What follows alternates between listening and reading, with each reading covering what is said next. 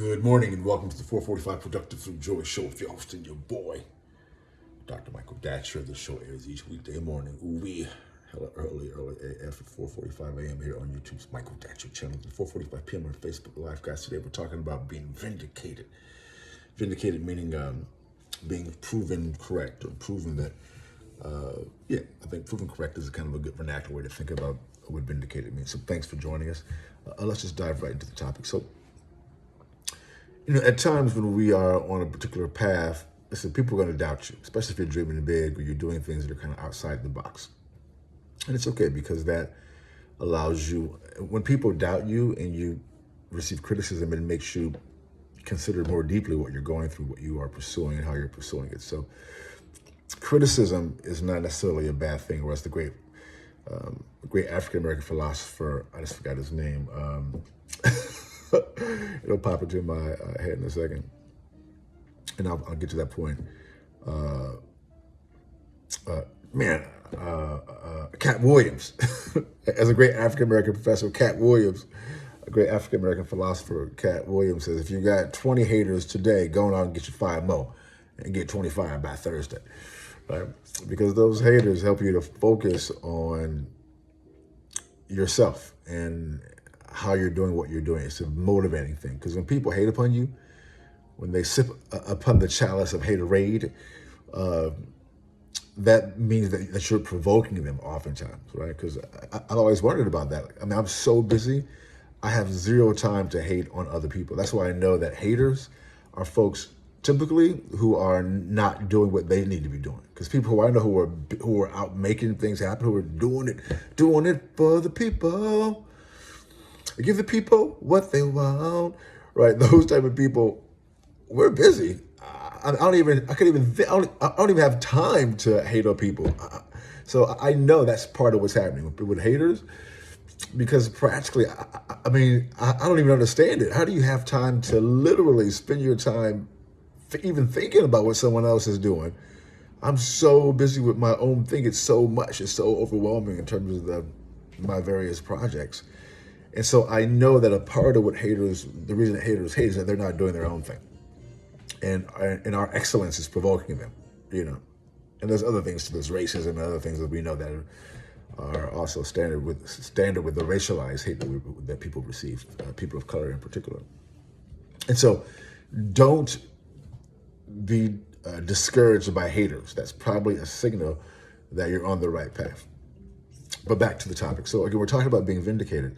And sometimes when you are on a different path, you receive haters, but don't let that stop you.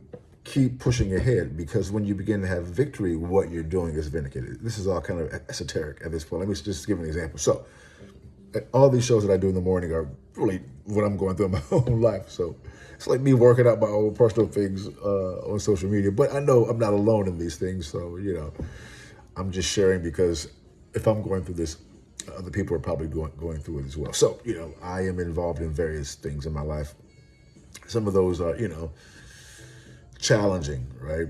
Goals, aspirations. At times, my family has been very supportive, because my life trajectory has been non-traditional. And so, so I have a very specific now way of approaching life through spiritual practice, meditating, how I eat, I'm vegetarian, things I do, And over the years, I've received lots of hateration from family, friends, people who don't know me, But, I just been consistent and worked it on out. And so, I've been able to have some success in various ways in my life. So I've been vindicated to a certain extent. But I wasn't happy just to kind of, just rest upon those successes. I've continued to kind of pursue other dreams and aspirations, right? I don't want to have this to be so much focus on me, but I'm just trying to give an example. So sorry if this sounds like, egocentric. I'm not trying to say that or present that right now. But you may have goals and aspirations, things that you're doing. You may be like me, as someone who's interested in spirituality and living a certain type of way, having basically integrity. Because in the modern context, lying, cheating, and being a jackass can get you elected president. And even when you lose, you can convince three quarters of the Republican Party that you are still the president, and legitimately. That's that stuff works. So lying, cheating, deceiving, jackassery works. We have to say that, at least in the short term. So in this, as you may have noticed, many people are copying that, are copying Mr. Trump's strategies for power attainment and success. Not just his supporters, but other people as well. Just straight out lying. I mean, deceiving. I mean, anti-blackness is working right now, for example. And so people, of course, are emulating that. We saw that with Ahmaud Arbery, the folks who chased him down and gunned him down, right? And thought they were going to get off.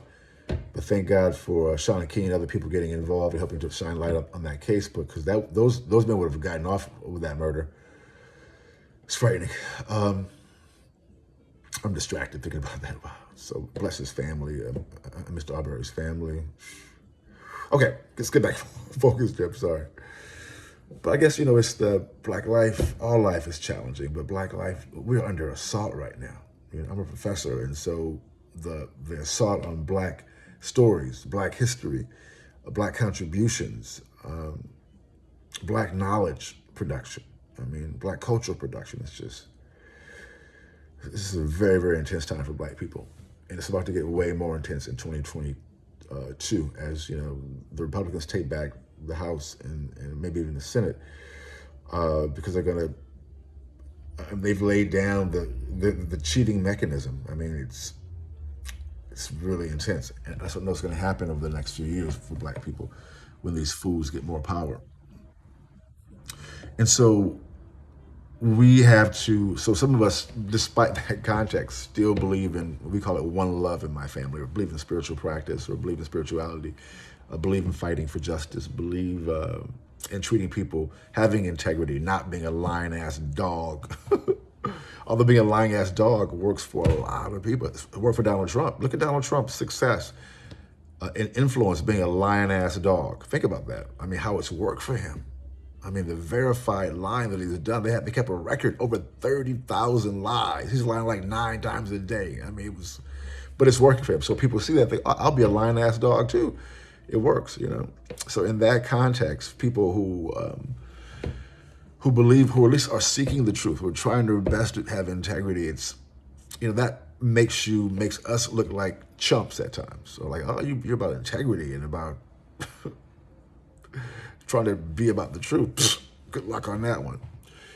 But I'm here to say that in the long term, in the long run, that things like truth, integrity, love, justice, discipline, that stuff still works, and because I'm also an artist, a writer, so, and also creating great art works, much of my creative work, I'm trying to create art, I'm not trying to judge anyone else's work, but for me, I believe in the power of art, so I'm trying to craft the work that I'm putting forward, and it takes me kind of a long time to do it, unfortunately.